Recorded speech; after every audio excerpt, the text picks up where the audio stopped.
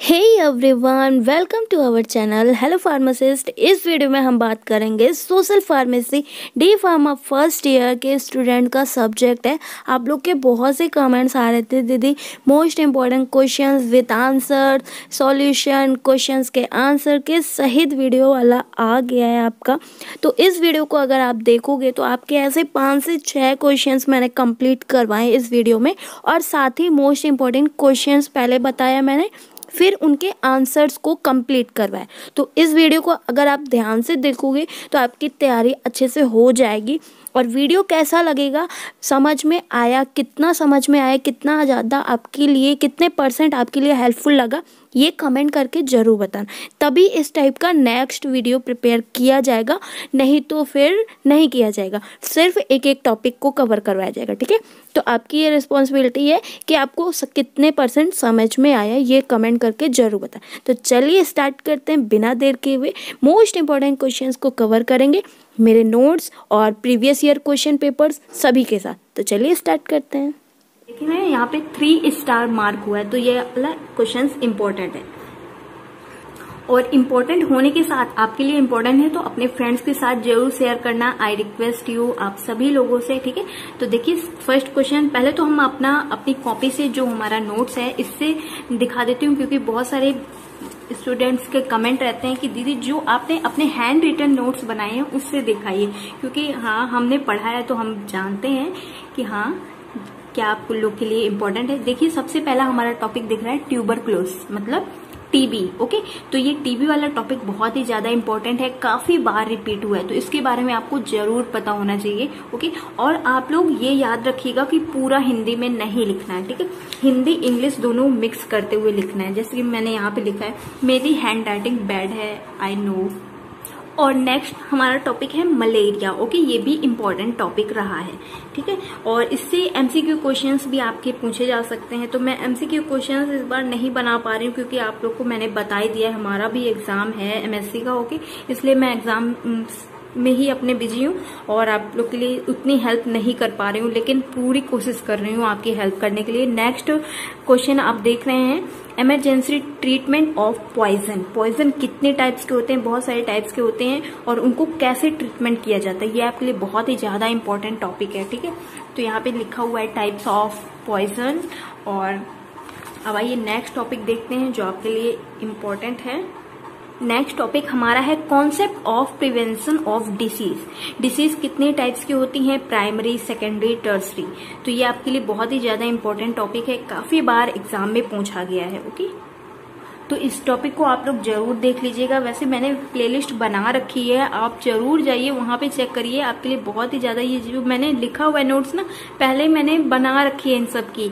अभी मेरे पास टाइम नहीं है, लेकिन मैंने पहले आप लोग के लिए बना रखी है, तभी तो आप लोग का इतना सपोर्ट मिल रहा है। अगर नहीं बनी होती तो कहाँ से आप लोग का सपोर्ट मिलता। काफी लोगों ने देखा है, बच्चों ने, उनकी वजह से मैं आगे बढ़ी हूँ, तो आप तक पहुंच पाया है वीडियो। ठीक है, तो देखिए नेक्स्ट हमारा टॉपिक एड्स, ये भी बहुत ही ज्यादा इंपॉर्टेंट है, और इसको तो जरूर आप लोग याद कर लीजिएगा, क्योंकि एमसीक्यू आपका या फिलिंग द ब्लैंक्स में दिया जा सकता है कि इसका फुल फॉर्म बताइए। ठीक है, तो इसके बारे में आपको जरूर पता होना चाहिए।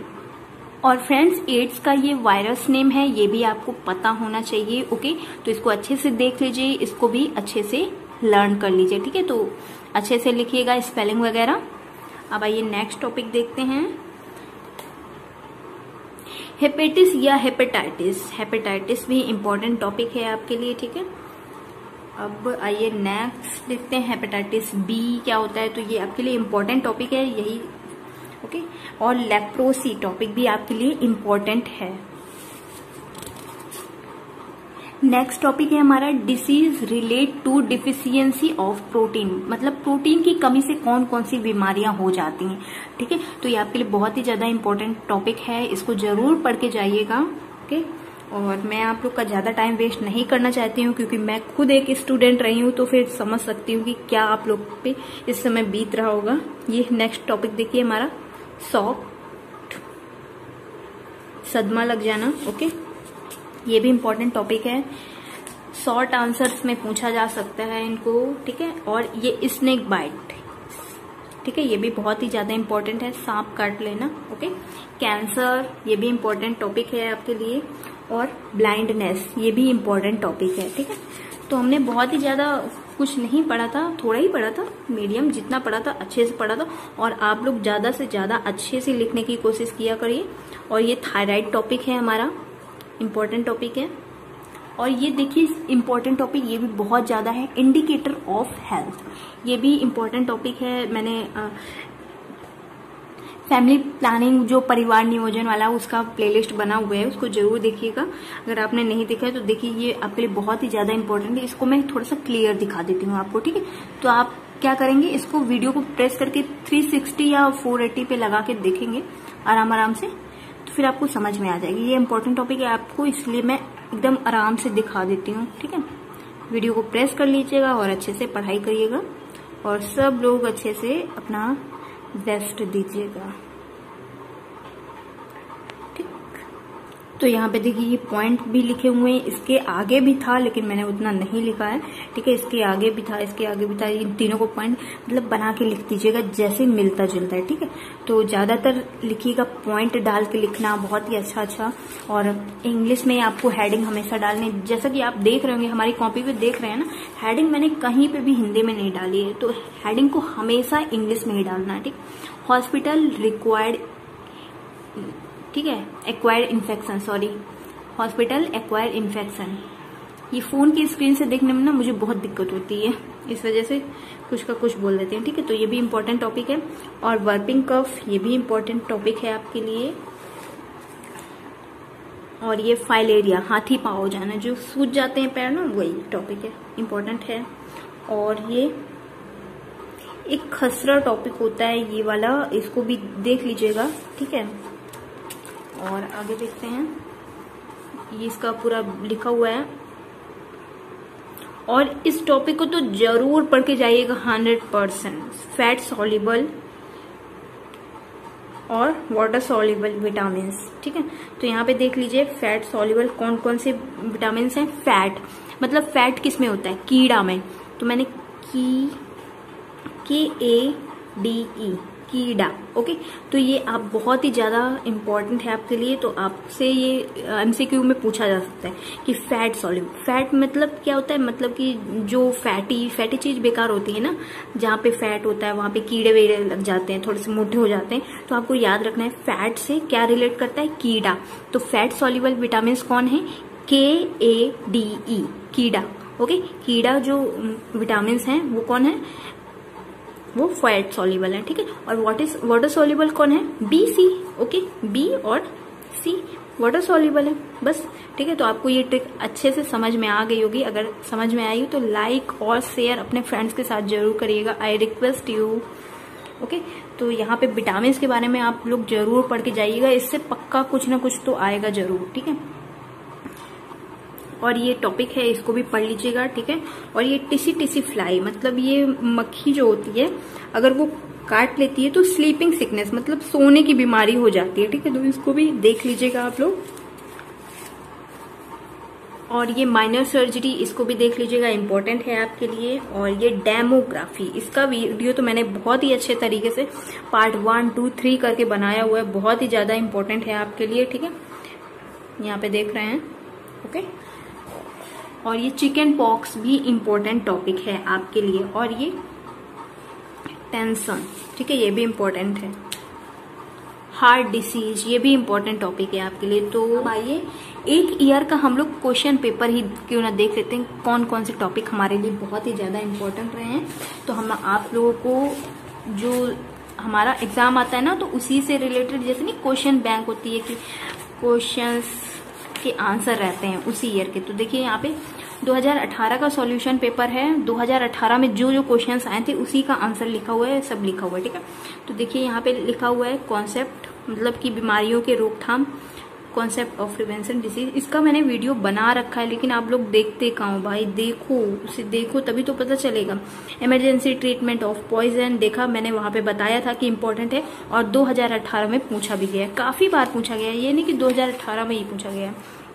तो इतना टाइम मैं वेस्ट नहीं करना चाहती हूँ, ना आपका ही ना अपना ही, इसलिए विश्वास करिए। और आपके लिए बहुत ही ज्यादा इंपॉर्टेंट टॉपिक्स हैं। देखिए यहाँ पे विटामिन के बारे में बताया गया, ये भी इंपॉर्टेंट टॉपिक है आपके लिए, पहले ही मैंने बताया, इसको तो जरूर पढ़ के जाइएगा, इससे तो पक्का कोई ना कोई क्वेश्चन आएगा। और विटामिन के नाम की जरूरत नहीं है, जो फैट में सॉल्युबल है वो कीड़ा है और जो वाटर में है वो BC है। ओके, और ये भी इंपॉर्टेंट टॉपिक है आपके लिए, इसको भी देख लीजिएगा, ठीक है।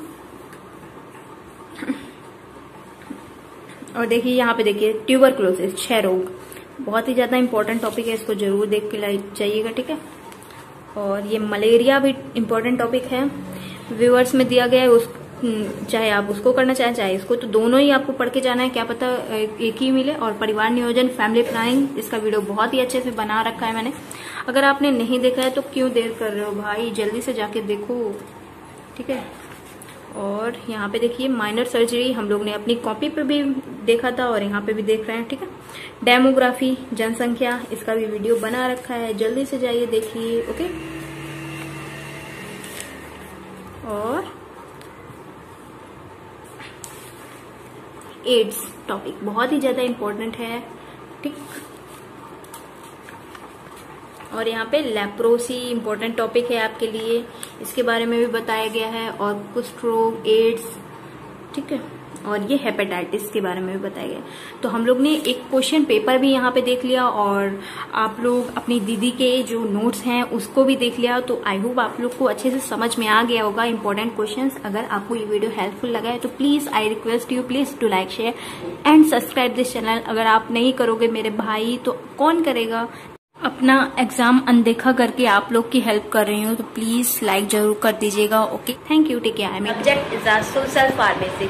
तो मोस्ट इम्पोर्टेंट क्वेश्चंस की बहुत ही बौछार आ रही थी, बहुत सारे लोग पूछ रहे थे कि दीदी मोस्ट इम्पोर्टेंट क्वेश्चंस क्यों नहीं दे रही हो। तो चलिए देखते हैं इस वीडियो में मोस्ट इम्पोर्टेंट क्वेश्चंस जो आपके लिए सच में बहुत ही ज्यादा हेल्पफुल है।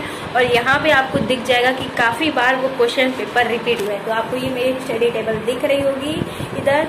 और यहाँ पे हम लोग देखेंगे कि कौन से क्वेश्चंस मोस्ट इम्पोर्टेंट है। और अगर आपकी वीडियो हेल्पफुल लगे तो please do like, share and subscribe करना मत भूलना, ठीक है। चलिए देखते हैं इस वीडियो को, देखते हैं अपने मोस्ट इम्पोर्टेंट क्वेश्चंस। सब्जेक्ट आप देख रहे हैं health, education and communication pharmacy, इसी को चेंज करके सोशल फार्मेसी कर दिया गया, ओके। तो आप इस सब्जेक्ट को लेके कंफ्यूज नहीं होगा, सब्जेक्ट, पैटर्न और टॉपिक्स पूरा वही है, मैंने देख लिया, ठीक है। अगर आपको नहीं विश्वास है तो आप भी चेक कर सकते हो, लेकिन है वही, ओके। तो देखिए चलिए, सबसे पहला क्वेश्चन जो हमारा काफी रिपीट हुआ है, 3 स्टार मार्क हुए, ये हम ही ने नहीं पढ़ा है, भैया है एक, उन्होंने भी पढ़ा के, ये बुक मैंने उन्हीं से खुद ली थी, ठीक है। तो फिर ये उनके लिए भी इम्पोर्टेंट था और हमारे लिए भी इम्पोर्टेंट था और आपके लिए भी इम्पोर्टेंट रहेगा, ठीक है। तो ये सोचिए कि बहुत ही ज्यादा आपके लिए इम्पोर्टेंट है। तो यहाँ पे फर्स्ट क्वेश्चन क्या लिखा हुआ है, रोग की अवधारणा और उनके रोकथाम का वर्णन कीजिए, ओके। कॉन्सेप्ट को, उनके रोगों के जो डिसीज हैं, बीमारियां हैं, उनके कॉन्सेप्ट को क्लियर करना है यहाँ पे। तो बहुत सारे स्टूडेंट्स होंगे उनको इंग्लिश में क्वेश्चंस चाहिए होगा, तो मैं इंग्लिश में, अगर आपको चाहिए तो कमेंट कर दीजिएगा, मैं पूरी कोशिश करूंगी कि बना दूं, ओके, अलग से।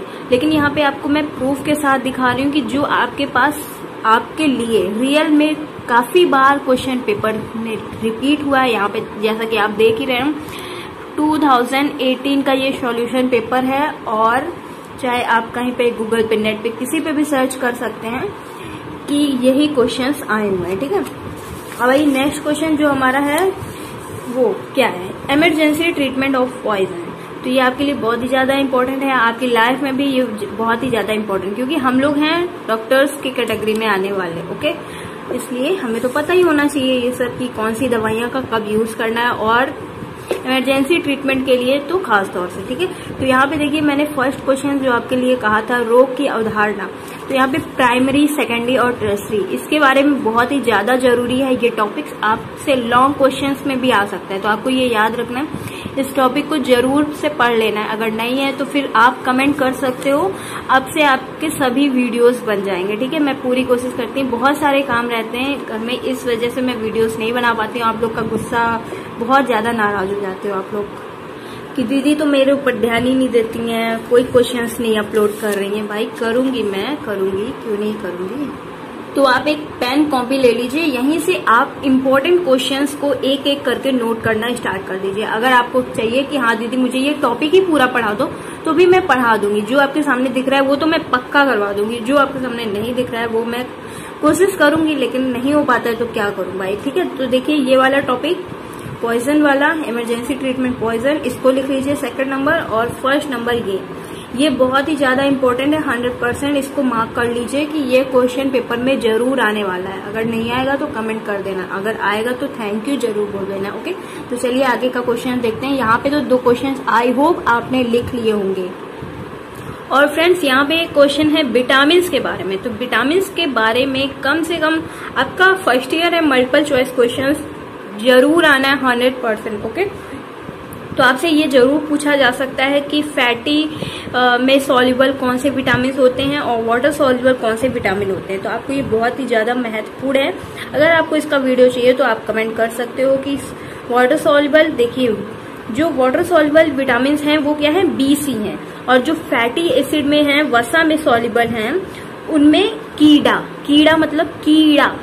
ओके, जो कीड़े होते हैं वो फैट में होते हैं ज्यादातर। ओके, तो आपको ऐसे याद रखना है। और इसका फुल डिटेल में वीडियो चाहिए सभी के बारे में, क्योंकि ये क्वेश्चंस बहुत ही ज्यादा इंपॉर्टेंट है। इससे जरूर आएगा क्वेश्चन, एक ना एक जरूर आएगा। ठीक है, तो इसको भी लर्न करना आपके लिए, पढ़ लेना ही बहुत ही ज्यादा जरूरी है। ठीक है, अब आइए नेक्स्ट इंपॉर्टेंट क्वेश्चन ढूंढते हैं।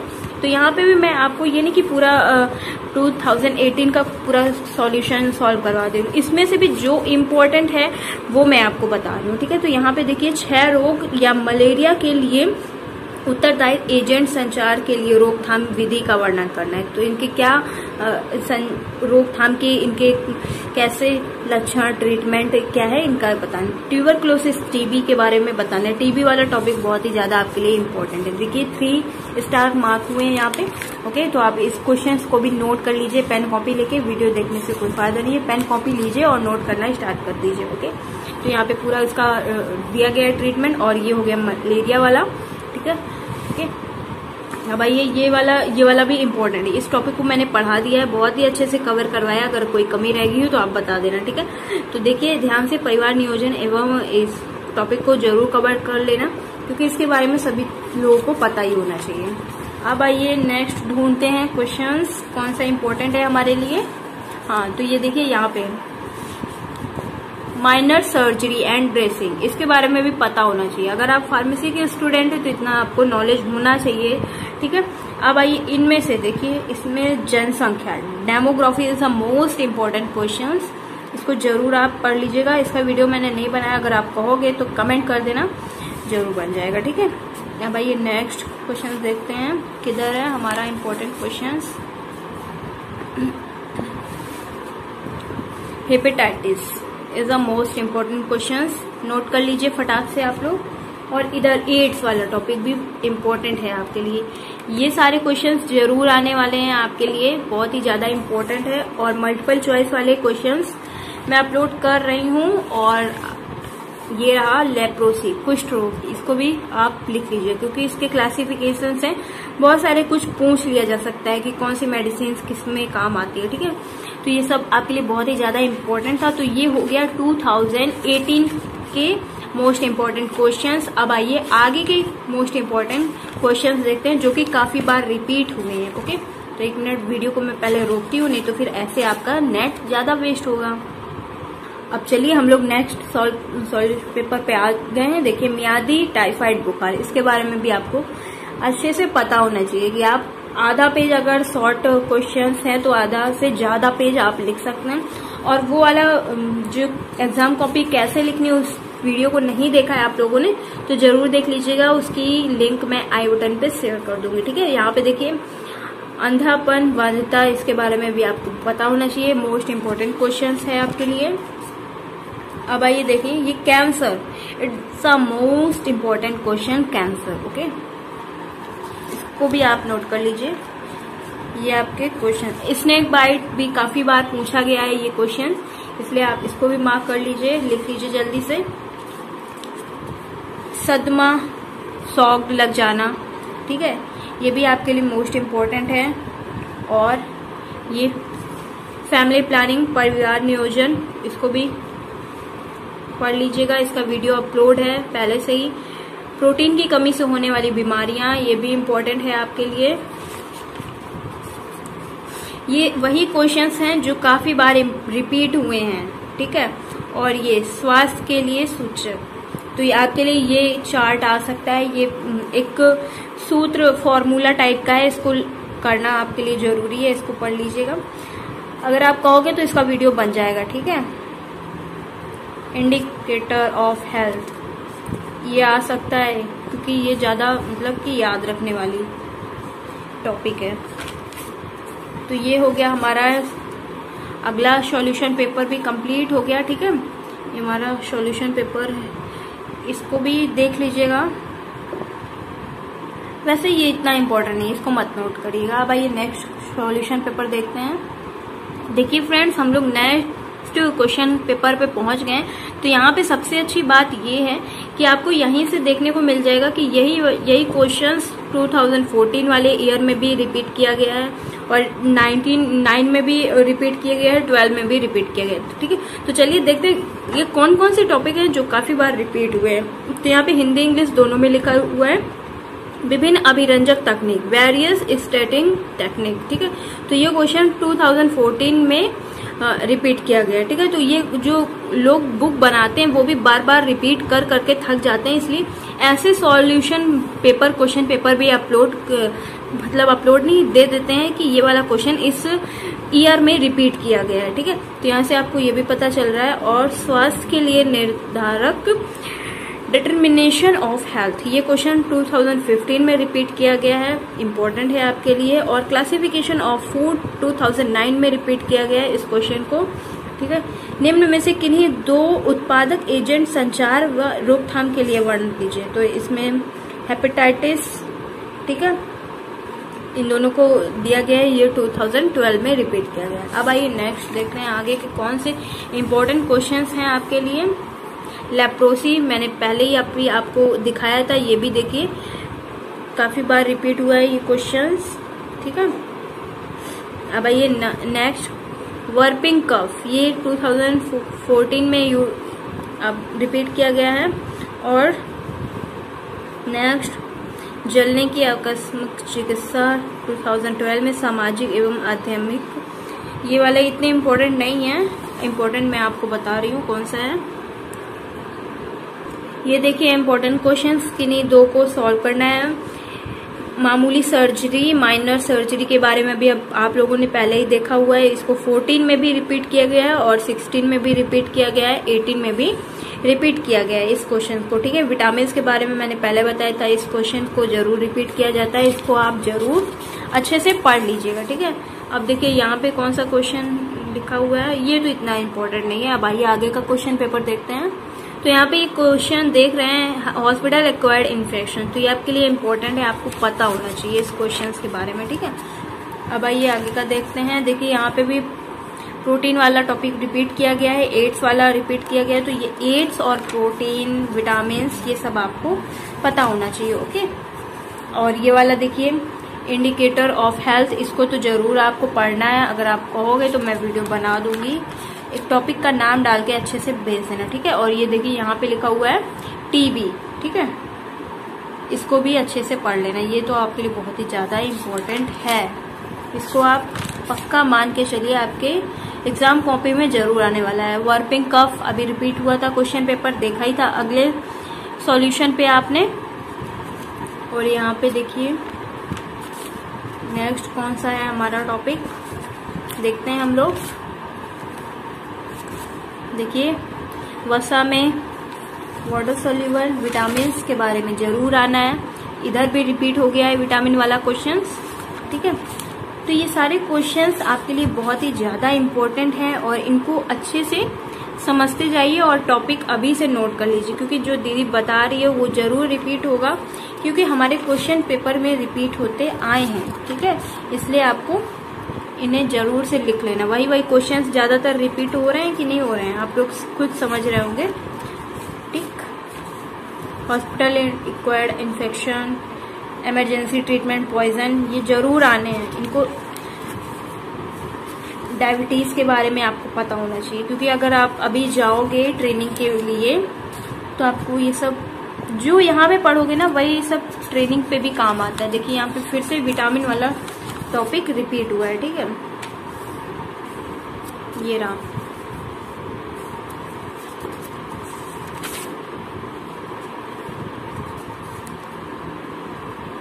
Different method of family planning, इस टॉपिक को मैंने बनाया हुआ है, अगर आप लोगों ने नहीं देखा तो जरूर देख लेना, ये मोस्ट इम्पोर्टेंट टॉपिक है, ठीक है।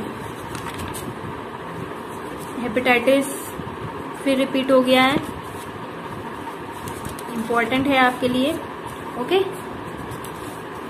विटामिन ए और फिर से रिपीट हुआ है इस क्वेश्चंस को, इसके बारे में भी पढ़ लीजिएगा, ये आपके लिए इम्पोर्टेंट है। हृदय रोग के कारण क्या हैं, ठीक है।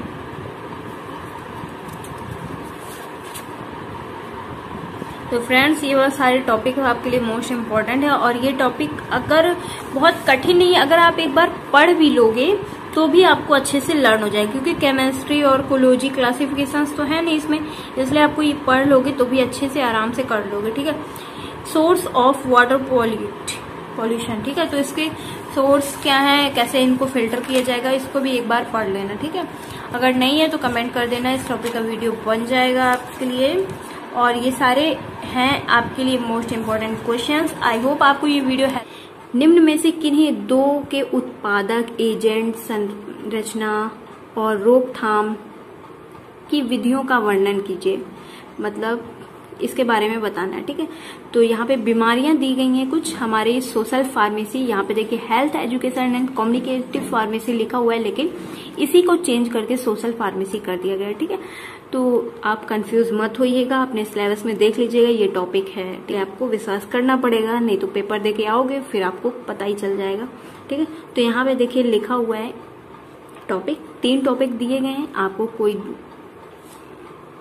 एक एक करके समझाते हैं अच्छे से, ठीक है। तो देखिए हमारा सबसे पहला टॉपिक है एड्स के बारे में जानते हैं, जो कि बहुत बार एग्जाम में पूछा गया, आपके लिए बहुत ही ज्यादा इंपॉर्टेंट टॉपिक है, ठीक है। तो देखिए यहाँ पे मैंने पहले से अंडरलाइन कर रखा हुआ है, जिससे कि आप सभी लोग का टाइम ज्यादा वेस्ट नहीं होगा और हम लोग बहुत ही आराम से पूरे टॉपिक्स को कवर कर पाएंगे, ठीक है। तो यहाँ लिखा हुआ है एड्स, यह रोग जिस तकनीकी मतलब जिस भाषा में होता है उसे क्या कहते हैं, एक्वायर्ड इम्यूनो डिफिशियंसी सिम्टम्स कहते हैं। जो एड्स रोग है उसे क्या बोलते हैं, एक्वायर्ड इम्यूनो डिफिशियंसी सिंड्रोम, ठीक है। तो आपको ये पता होना चाहिए, ये 1 नंबर वाले क्वेश्चंस में आ सकता है, ठीक है। इसका नाम, यह संक्रमण विषैले तत्व मतलब वायरस द्वारा फैलता है, फैलाए जाने वाले रोग हैं, ठीक है। तो ये वायरस द्वारा ही फैल जाता है एड्स जो रोग होता है। एड्स फैलने वाले विषाणु तत्व को, जो हमारे एड्स डिसीज होती है उसको फैलाने वाले जो विषाणु होते हैं, वायरस कीटाणु, ओके, उनका क्या नाम होता है, ह्यूमन इम्यूनो डिफिशियंसी वायरस। उस वायरस का फुल नेम क्या है, ह्यूमन इम्यूनो डिफिशियंसी, ओके। और इसे HIV भी कहते हैं। तो आपको ये सब पता होना चाहिए, ये जो अंडरलाइन है पॉइंट ये ठीक है। जैसे एड्स को HIV भी कहते हैं, इसका फुल फॉर्म ये है, ठीक है, और एड्स का फुल फॉर्म ये है, ठीक। तो आई होप आप लोग समझ रहे होंगे अच्छे से। कहते हैं यह एक घातक रोग है जिसका उपचार ना कोई साधन नहीं है, मतलब इसके ट्रीटमेंट के लिए कोई भी उपाय नहीं है। इसका पहला रोगी कहाँ पे पाया गया था, अमेरिका में पाया गया था, वो भी न्यूयॉर्क में, अमेरिका के न्यूयॉर्क में पाया गया था ईयर 1981 में, 1981 में पाया गया था, ठीक है। अब आइए इनके कॉजेटिव एजेंट देखते हैं। ह्यूमन इम्यूनो डिफिशियंसी वायरस द्वारा फैलता है। एड्स होता है कैसे फैलता है, ह्यूमन इम्यूनो डिफिशियंसी वायरस के द्वारा फैलता है। इनका मोड ऑफ एक्शन क्या है, ये कैसे फैलते हैं, ठीक है। इनके संचार मतलब मोड ऑफ एक्शन है, हेडिंग आपको हमेशा इंग्लिश में डालना है, आपको याद रखना है, ठीक है। रक्त चढ़ाने तथा औषधि देने हेतु संक्रमण सुई अथवा सिरिंज का प्रयोग करने में। तो अगर किसी को ब्लड डोनेट किया जा रहा है तो उसकी सुई सिरिंज वगैरह नहीं होनी चाहिए, क्योंकि अगर कोई भी टच हो जाता है तो फिर एड्स की बीमारी अगर किसी को है तो फिर टच होने के कारण भी फैल सकता है। ठीक है, सेकंड पॉइंट हमारा क्या है, संक्रमित रक्त को दूसरे प्राणी में चढ़ाने या भरने से होता है। संक्रमित माता से जन्मे शिशु में प्लेसेंटा द्वारा हो जाता है। ठीक है, तो ये याद रखना है आपको। संक्रमित व्यक्ति से संबंध बनाने में इससे हो सकता है। ठीक है, एड्स, तो आपको ऐसे लोग से दूर रहना चाहिए बहुत ही ज्यादा। और यहाँ पे देखिए क्या लिखा हुआ है, प्रिवेंशन ऑफ एड्स, मतलब कैसे इससे अगर किसी व्यक्ति को है तो कैसे जा सकता है, प्रिवेंशन क्या है। ठीक है, सावधानियां। ठीक है, फर्स्ट नंबर देखिए क्या लिखा हुआ है, संक्रमित सुई सिरिंज का कभी प्रयोग नहीं करना चाहिए। हमेशा हम लोग को चेक करना चाहिए कि अगर कोई भी डॉक्टर्स हैं, कोई भी कहीं पे भी हैं, आप दवा ले रहे हैं, आपको कहीं पे भी सुई इंजेक्ट किया जा रहा है तो आप देख लीजिए न्यू पैकेट ही ओपन कर रहे हैं कि नहीं। हमेशा याद रखना है कि न्यू पैकेट ओपन करने के बाद ही आप कहीं पे भी सिरिंज ले रहे हैं तो उसे ध्यान रखें। ठीक है, कोई भी यंत्र है उसे सिरिंज अच्छे से क्लीन होना चाहिए। रक्त आदि को दूसरे देने, जब कोई डोनेट कर रहा है उसे HIV वगैरह तो नहीं है, मतलब HIV मुक्त है वही ब्लड डोनेट करे। सुरक्षित संबंध रखने चाहिए। ठीक है, सेक्सुअल वो अपना सुरक्षित रखना चाहिए। तो यहाँ पे यही लिखा हुआ है। ओके, यद्यपि एड्स का अभी तक कोई उपचार नहीं है, मतलब जो एड्स डिजीज है उसका कोई ट्रीटमेंट नहीं है अभी तक, परंतु इस रोग को सुरक्षा संभव है। लेकिन इस रोग से जो डिसीज है, रोग की जगह आप डिसीज लिखिएगा। ठीक है, इस डिसीज से सुरक्षित रहा जा सकता है, बचाया जा सकता है, या व्यक्ति के हाथों से हो जाता है। अगर कोई व्यक्ति टच भी कर लेता है, मैंने पहले ही बताया था आप लोग को, उससे भी हो जाता है। इस कारण यह भयानक रोग से बचने के लिए सभी प्रकार के उपयोग करने चाहिए, बचे रहना चाहिए ऐसे लोगों से।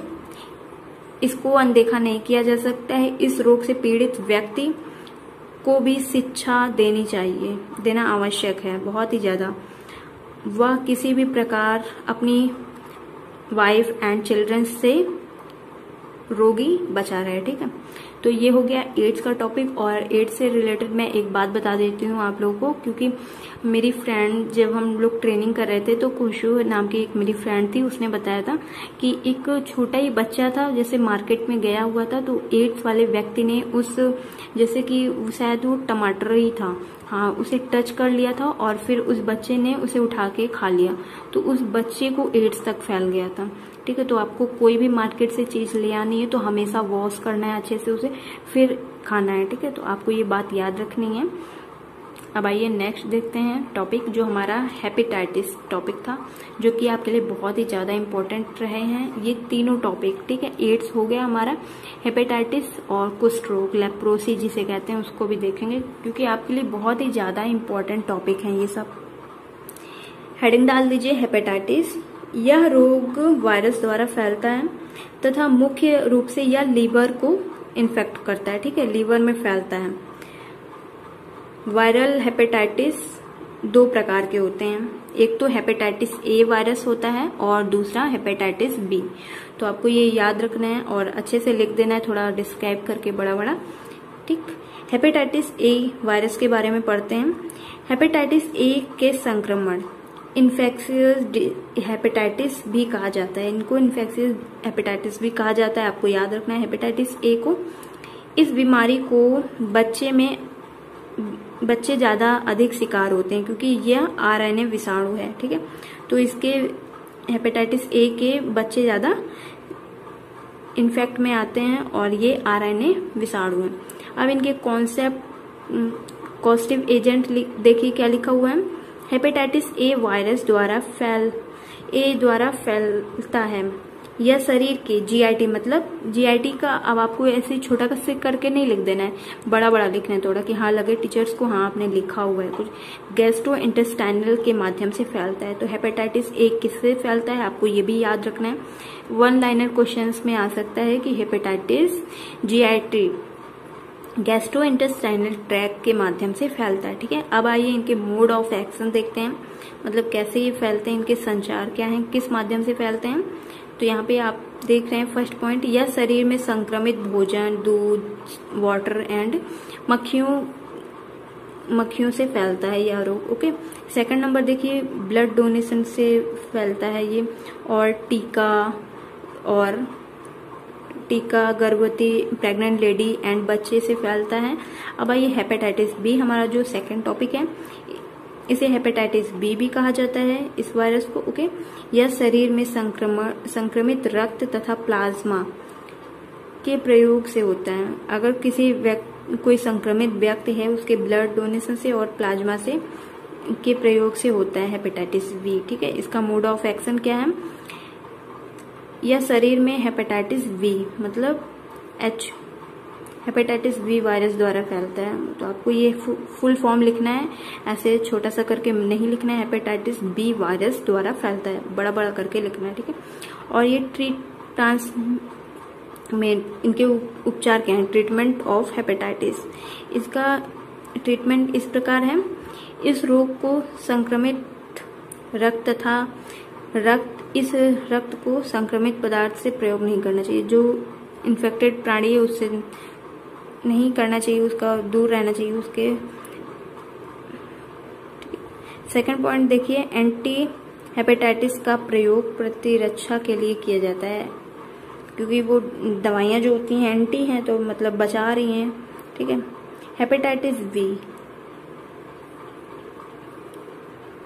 को रोकने के लिए इम्यूनोग्लोबुलिन मतलब हेपेटाइटिस बी इम्यूनोग्लोबुलिन का इंजेक्शन लगाने चाहिए। ठीक है, ऐसे ये बचा जा सकता है। तो ये हो गया हेपेटाइटिस के बारे में कुछ पॉइंट्स जो आपके लिए बहुत ही ज्यादा इंपॉर्टेंट थे। अब आइए लेप्रोसी, जिसे कुष्ठ रोग भी कहते हैं, जो व्हाइट वाले स्पैचेस हो जाते हैं ना, उसी के बारे में। ये टॉपिक आपके लिए बहुत ही ज्यादा इंपॉर्टेंट है। देखिए 3 स्टार मार्क है यहाँ पे, क्योंकि बहुत ही ज्यादा इंपॉर्टेंट है। ठीक है, लेप्रोसी कुष्ठ रोग जीवाणु माइकोबैक्टीरियम लेप्रोसी के कारण होता है। तो आपको ये याद रखना है, नेम बहुत ही ज्यादा जरूरी है आपके लिए। ये माइक्रोबैक्टीरियम लेप्रोसी के कारण होता है। ठीक है, तो इसका लेप्रोसी के बैक्टीरिया नेम क्या है, तो आपको ये याद रखना है। ओके, इसके कारण जीवाणु संक्रमण होता है। ठीक है, यह मुख्य रूप से एक्सट्रेमिटीज, नाक की परत जो नाक के श्लेष्म होती हैं, तथा ऊपरी श्लेष्म पथ नसों के प्रभाव से को प्रभावित करता है। ठीक है, कुष्ठ रोग त्वचा घाव, तंत्रिका क्षति, जो मांसपेशियां होती हैं उनको कमजोरी करता है। ठीक है, यदि इनका इलाज नहीं किया जाता है तो बॉडी पे बहुत ही ज्यादा गंभीर डिफिग्रेशन और विकलांगता हो जाती है। ठीक है, डिसेबिलिटी हो जाती है। तो ये बहुत ही ज्यादा खतरनाक होती है, क्योंकि बॉडी में बहुत ज्यादा पेन रहता है इस डिसीज के कारण। ठीक है, अब इनके देखिए कुष्ठ रोग कैसे फैलते हैं, तो ये आपके लिए बहुत ही ज्यादा, आपकी लाइफ के लिए बहुत ही ज्यादा जरूरी है। तो इस पॉइंट को ध्यान से देखिएगा। कुष्ठ रोग संक्रमित व्यक्ति की श्लेष्म के संपर्क के माध्यम से फैलता है। यह आमतौर पर तब होता है जब संक्रमित व्यक्ति छींकता है या खांसता है। ठीक है, तो आपको ये याद रखना है, यह रोग अत्यधिक संक्रामक नहीं है। इसका इलाज न किए गए व्यक्ति के साथ संपर्क में आने पर कुष्ठ रोग कारण बन सकता है। तो इसका अगर कोई उसके संपर्क में आ रहा है तो भी उसको दूसरे व्यक्ति को हो सकता है। ठीक है, तो यहाँ पे साफ लिखा हुआ है, आप देख सकते हैं। कुष्ठ रोग के लिए जिम्मेदार जीवाणु धीरे धीरे वृद्धि करते हैं, क्योंकि ये जो डिसीज होती है धीरे धीरे करके पूरी बॉडी पे फैलती जाती है। इस बीमारी से ऊष्मायान यद्यपि संक्रमण के बीच का समय और पहले लक्षण की उपस्थिति लगभग 5 साल तक है। मतलब कि जब इनका स्टार्ट होता है तो 5 साल तक नॉर्मली रहते हैं, लक्षण 20 साल तक प्रकट नहीं होते हैं। ठीक है, तो ये जो डिसीज होती है 20 इयर्स तक बिल्कुल भी इफेक्ट नहीं डालती, उसके बाद इफेक्ट डालती है। अब आइए कुष्ठ रोग के लक्षण देखते हैं, इनके सिम्टम्स। ठीक है, तो आप यहाँ पे देख रहे हैं फर्स्ट पॉइंट क्या लिखा हुआ है, मांसपेशियां कमजोर होती हैं, हाथ बाएं पैरों में धुंधलापन हो जाता है और त्वचा क्षति हो जाती है, मतलब स्किन तो बेकार हो ही जाती है। अब आइए इनकी ट्रीटमेंट ऑफ लेप्रोसी देखते हैं। WHO को फुल फॉर्म किसे किसे पता है? जिन लोगों को पता है जल्दी से कमेंट कर दीजिए। WHO का फुल फॉर्म है वर्ल्ड हेल्थ ऑर्गेनाइजेशन, ठीक है।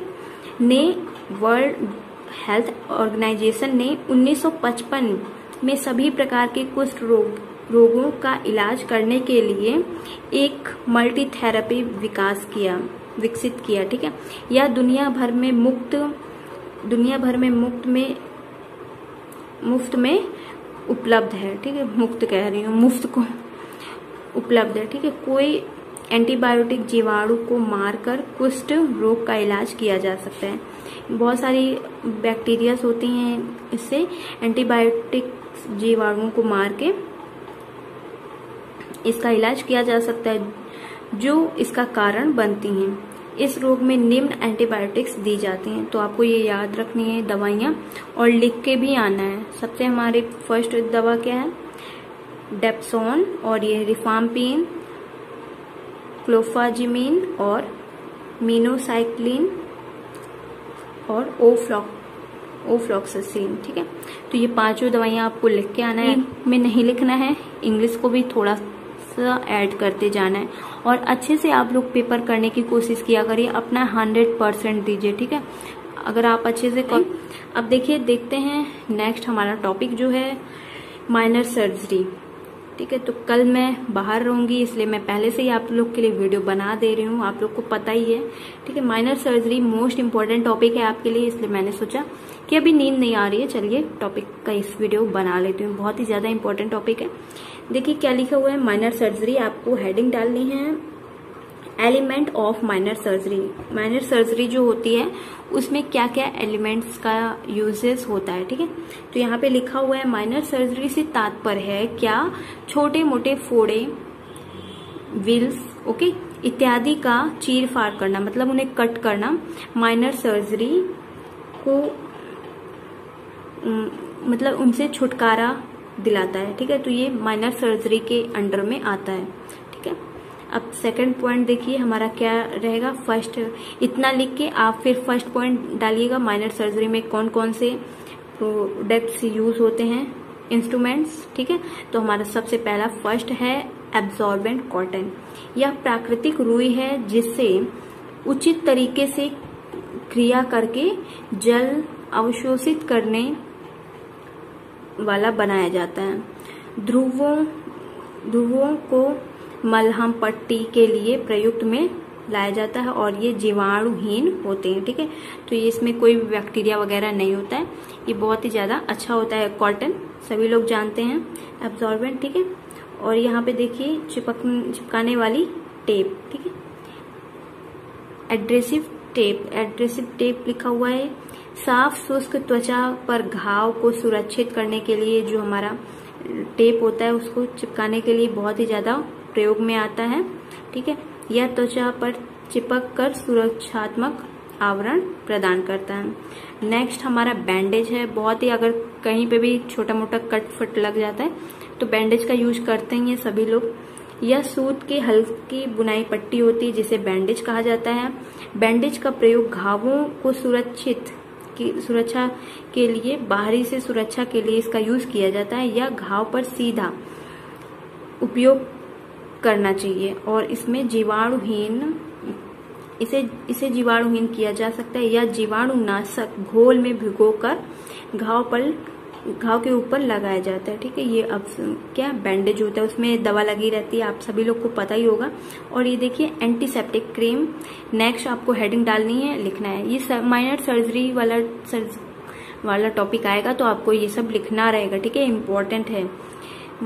एंटीसेप्टिक क्रीम घावों पर लगाने के लिए जीवाणुनाशी क्रीम का प्रयोग किया जाता है जो घाव को संक्रमण से बचाती है, ठीक होने के लिए तेज करती है, ठीक है, ठीक होने के लिए क्रिया में तेज करती है। इस प्रकार की क्रीम को बार्बर या सोफ्रामाइसिन क्रीम या बीटाडिन क्रीम इत्यादि का उपयोग किया जाता है, ठीक है।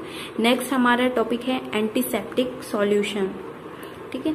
जीवाणुनाशक घोल का प्रयोग घोलों का प्रयोग घावों की सफाई तथा बैंडेज, रुई इत्यादि को जीवाणुहीन करने के लिए इसका उपयोग लाया जाता है। इस प्रकार से प्रयुक्त घोलों को हाइड्रोजन परऑक्साइड, सॉल्वेंट, बीटाडीन का घोल,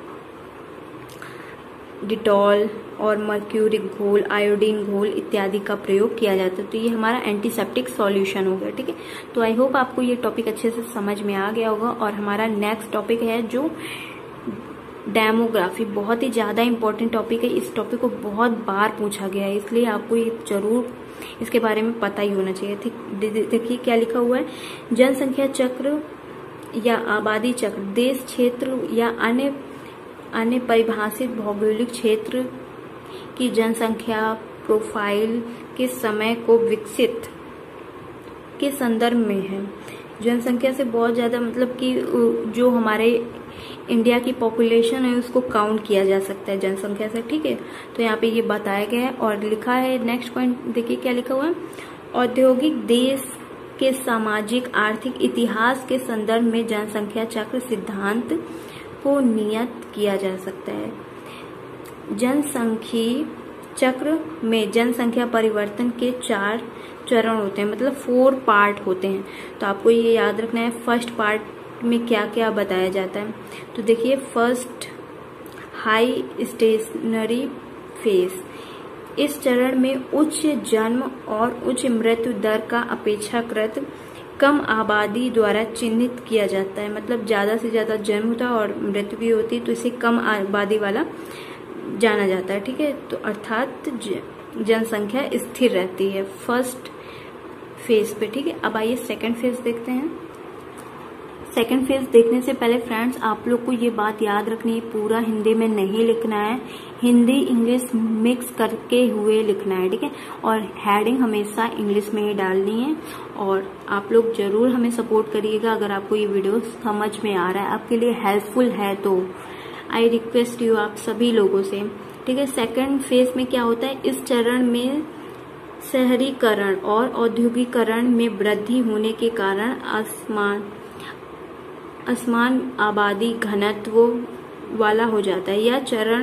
इस चरण में जनसंख्या की वृद्धि अधिक होती है क्योंकि जन्म दर मृत्यु दर की तुलना में अधिक होती है। मतलब जन्म ज्यादा होता है, मृत्यु कम रहती है। ठीक है, थर्ड फेज क्या होता है, जहां जन्म और मृत्यु बहुत कम होती है, जिसे परिणाम स्वरूप अपेक्षाकृत स्थिर जनसंख्या वृद्धि होती है। मतलब यहाँ पे जनसंख्या की वृद्धि स्थिर रहती है। ठीक है, आबादी चक्र या चौथा चरण, फोर्थ फेज ऑफ पॉपुलेशन, जिस जन्म से अधिक मृत्यु के कारण किसी देश की कुल आबादी में स्थिरता का वास्तविक गिरावट को चिन्हित किया जा सकता है। तो ये होगा fourth phase.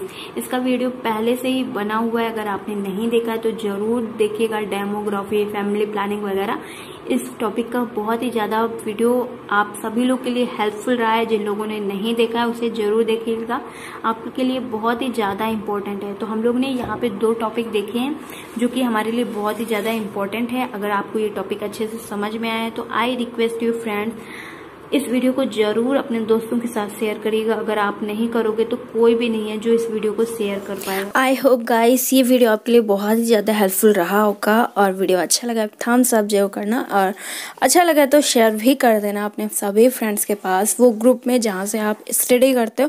Thank you, take care, I meet to next video चाहिए कौन से सब्जेक्ट का, कौन से टॉपिक का, ये भी कमेंट करके जरूर बताना। और ये कमेंट करके जरूर बताना कितने परसेंट, 100 में से कितने परसेंट आपको ये वीडियो हेल्पफुल लगा है। ठीक है, thank you, take care, I meet to next video, bye bye guys.